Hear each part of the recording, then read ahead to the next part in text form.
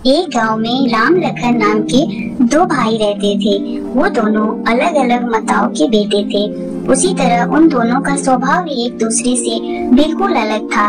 छोटा भाई बहुत ही शांत स्वभाव का था, तो बड़ा भाई उससे कहीं ज्यादा अलग और लालची था। बड़े भाई ने अपने पिता की जायदाद छल कपट से हड़प ली थी। उसने अपने पिता से कहा था कि पिताजी, आपकी हालत बहुत गंभीर रहती है, कभी भी कुछ भी हो सकता है। मैं बड़ा हूँ, इसीलिए आप मेरे नाम पूरी जायदाद कर दीजिए। जब लखन की शादी हो जाएगी तब मैं आधी जायदाद उसके नाम कर दूंगा। उसके पिता का उस पर पूरा भरोसा था कि राम कभी किसी से धोखा नहीं करेगा, इसीलिए उसके पिताजी ने पूरी जायदाद राम के नाम कर। राम की पत्नी बहुत ही लालची थी। वो अपनी मीठी मीठी बातों से खेतों का पूरा काम लखन से करवा लेती थी। फिर कुछ दिन बाद राम लखन के पिताजी की मृत्यु हो गई। उसके बाद राम की पत्नी लखन से झगड़े करने के बहाने खोजती रहती थी। लखन अपने बड़े भाई राम और उसकी पत्नी से बहुत परेशान हो गया था। एक दिन उन दोनों से तंग आकर लखन ने अपने बड़े भाई से आधी जायदाद मांगी। तब राम ने कहा, कौन सी जायदाद? पिताजी ने जायदाद पर बहुत सारा कर्ज लिया था।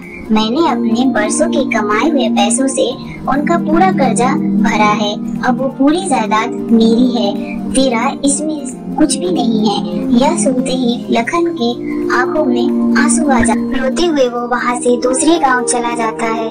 उसे उस गांव में एक बहुत अच्छा जमींदार मिलता है। लखन जमींदार के घर में खेती का काम करता है। लखन की ईमानदारी और खुददारी को देखकर जमींदार की बेटी उसे पसंद करने लगती है। वह यह बात अपने पिताजी से कहती है। जमींदार भी लखन को बेहद पसंद करता है। वह जमींदार लखन से अपनी बेटी की शादी कर देता है। दूसरे दिन जमींदार लखन से कहता है कि बेटा, मेरा कोई वारिस नहीं है, इसीलिए मैं अपनी पूरी संपत्ति अपनी बेटी और तुम्हें दे रहा हूँ। इसे अब तुम्हें ही संभालना है।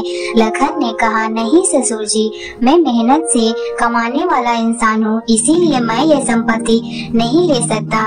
जमींदार कहता है, मैंने पिछले जन्म में कोई पुण्य किया होगा जो मुझे इतना अच्छा जमाई मिला है। उसके बाद लखन एक दिन खेतों में काम करके खाना खाने के लिए पेड़ के नीचे बैठा था। उतने में भगवान एक भिखारी के रूप में आकर उसे कहते हैं, हे भाई, मैं बहुत दिनों से भूखा हूँ, कुछ खाने को मिलेगा क्या?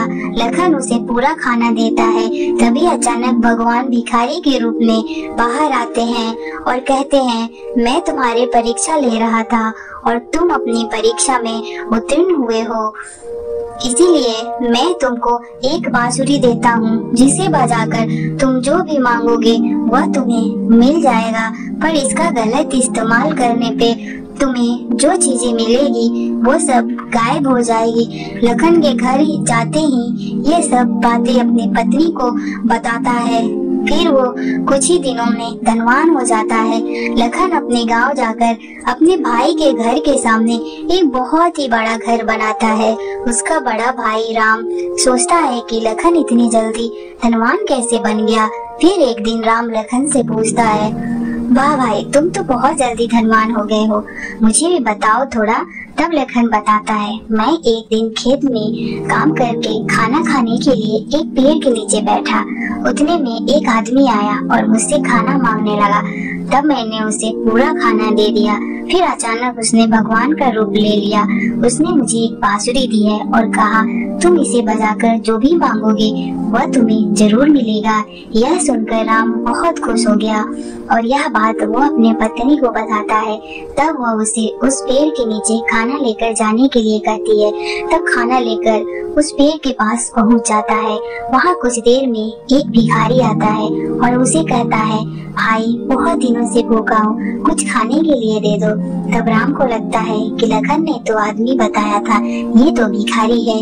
तब राम उसे कहता है, बहुत दिनों से भूखे हो तो मैं क्या करूं? यह कहकर वह उसे भगा देता है। फिर पेड़ के नीचे बैठे बैठे उसे नींद आ जाती है।